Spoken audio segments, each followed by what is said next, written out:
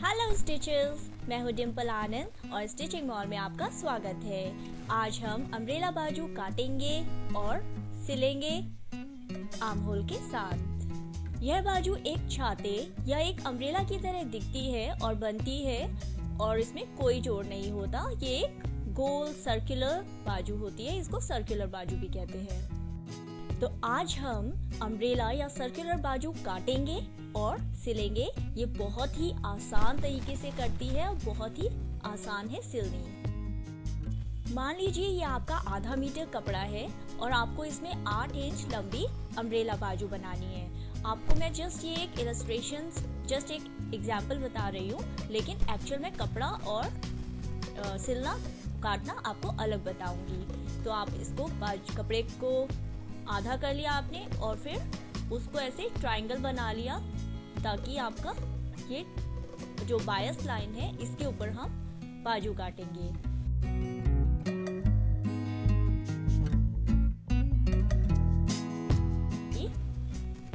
क्योंकि ये 2 बाजू हम काट रहे हैं, तो जो जहां मैंने क्रॉस का निशान लगाया है वो उल्टी साइड है कपड़े की। हम कपड़े का जो सबसे चौड़ा भाग है वो आधा आधा बांट लेंगे। यहाँ से हम आधा इंच नीचे लेंगे नीचे वाली लाइन से, और नीचे भी ये टोटल जितना है आर्म होल के बराबर। इस बाजू को बनाने में ज़्यादा एफर्ट्स नहीं लगते, हमको जस्ट नीचे आर्म होल के बराबर लेना होता है। इस बाजू को आप कितना भी आप लंबा चाहें छोटा चाहें आप उतना ले सकते हैं, पर आपको कम से कम इसको आपकी आर्म होल के बराबर उससे 1 इंच ज़्यादा तो रखना ही पड़ेगा। तो ऊपर वाला हिस्सा जो है वो है हमारी बाजू की लंबाई, इसको हम ज़्यादा भी रख सकते हैं। और इस तरीके से सर्कल बना के एक सर्कुलर शेप में इस बाजू का निशान लगाकर हम इसको गोलाई में काट लेंगे।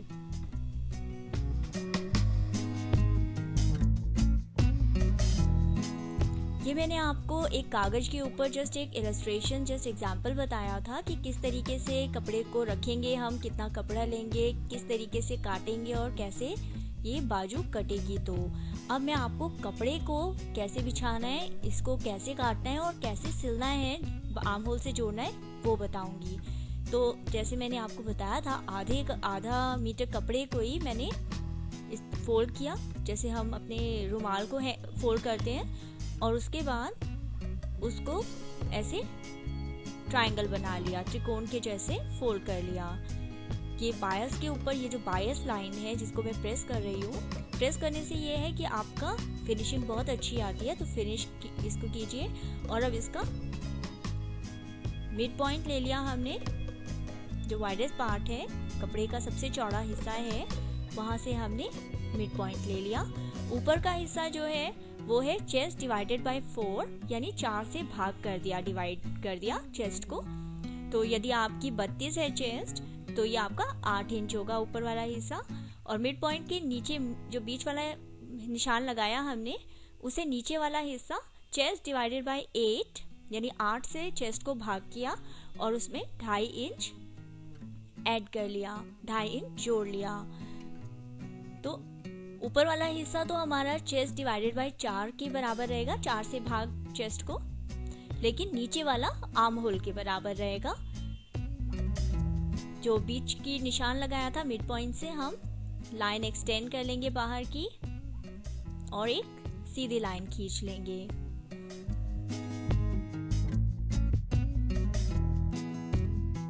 ये जो सीधी लाइन हमने खींची है ये चेस्ट डिवाइडेड बाय 4 यानी 8 इंच की ही रहेगी, क्योंकि हमने ऊपर वाली लाइन भी चेस्ट डिवाइडेड बाय 4 ली है जो हमारी 8 थी, तो ये भी चेस्ट डिवाइडेड बाय 4 रहेगी। आपका जितना मेजरमेंट है उसके हिसाब से आप चेस्ट डिवाइडेड बाय 4 करके इसको खींचिए और इसको पूरा ऊपर और नीचे की निशान लगा करके भी 2 स्क्वायर बन जाएंगे आपके।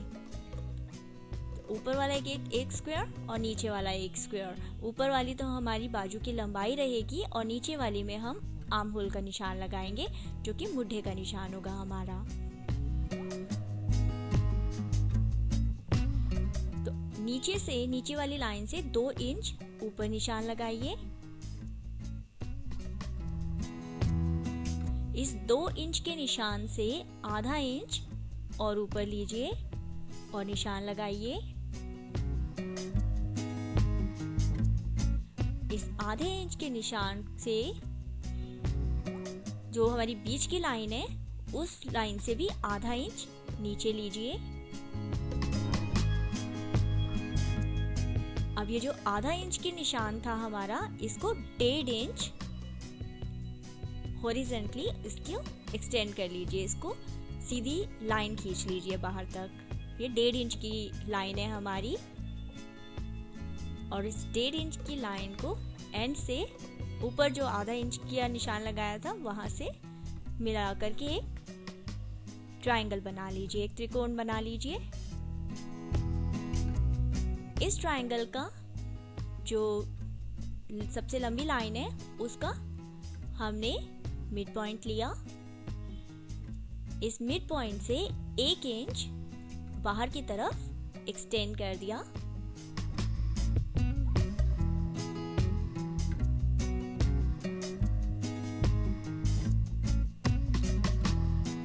अब इस जो 1 इंच बाहर निकाला है इसको इस निशान से और ऊपर वाली निशान से नीचे तक गोलाई में ले लेंगे। तो ये हम आर्म होल की अपनी शेप दे देंगे। जो 2 इंच का हमने निशान लगाया था उस पॉइंट तक। बस ये आर्म होल तैयार है हमारा। एक अच्छी सी शेप इसको दे दीजिए और फिर हम इसको काट लेंगे। एक इंटरेस्टिंग आइडिया मैं आपको और देती हूँ कि आप चाहें तो हैंकरचीफ यानी वो लो हाई या असिमेट्रिकल स्लीव जो होती है, आप इसको यदि ऐसे ही रखेंगे तो ये आपकी वो लो हाई यानी असिमेट्रिकल बाजू बन जाएगी। लेकिन क्योंकि हम सर्कुलर यानी अम्ब्रेला बाजू काट रहे हैं तो हमारे लिए जरूरी है हम इसको शेप दे दें। तो ऊपर वाला हमारा 8 इंच था, मिड पॉइंट से हमने यहाँ भी 8 इंच ले लिया जो कि चेस्ट डिवाइडेड बाय 4। तो सब तरफ हम मिड पॉइंट से जो सेंटर पॉइंट है हमारा वहां से चेस्ट डिवाइडेड बाय 4 जितना भी आपका है उतना ले लीजिए।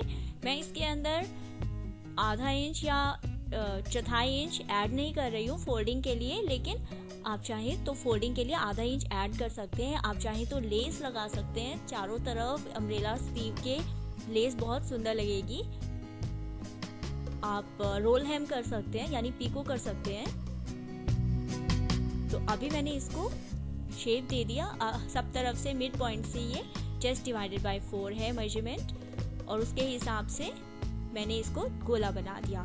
लेकिन मैंने आपको एक ये भी आइडिया दिया, आप चाहे तो हैंकरचीफ यानी मतलब टेढ़ी मेढ़ी बाजू जो होती है जो कि बहुत सुंदर लगती है, आजकल फैशन में भी है, वो आप बना सकते हैं। तो अब हमने आर्म होल बीच का काट लिया जो हमने गोल निशान लगाया था और बाहर के जो निशान था गोला उसको भी हमने काट लिया और अब हमारी अम्ब्रेला बाजू तैयार है ना। ये आसान तरीका सर्कुलर बाजू काटने का।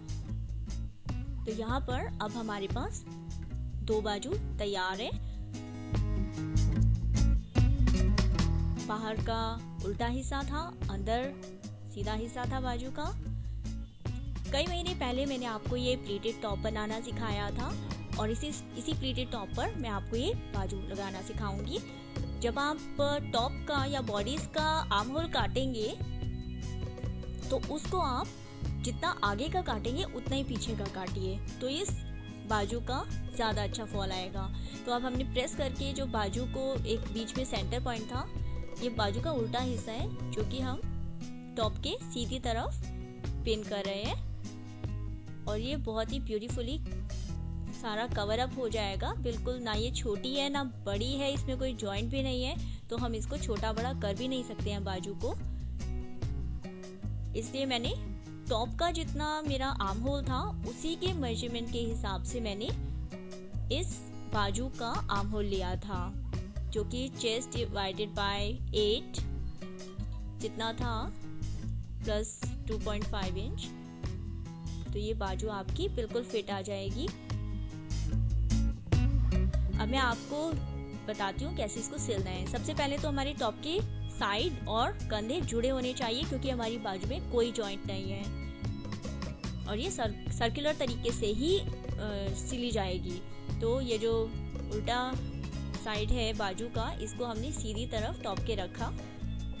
प्रेस हिस्सा है, आप देख सकते हैं, वो प्रेस करने से क्रीज का निशान आ गया है, तो वो साइड जॉइंट जो है उसके साथ फिट हो गया है।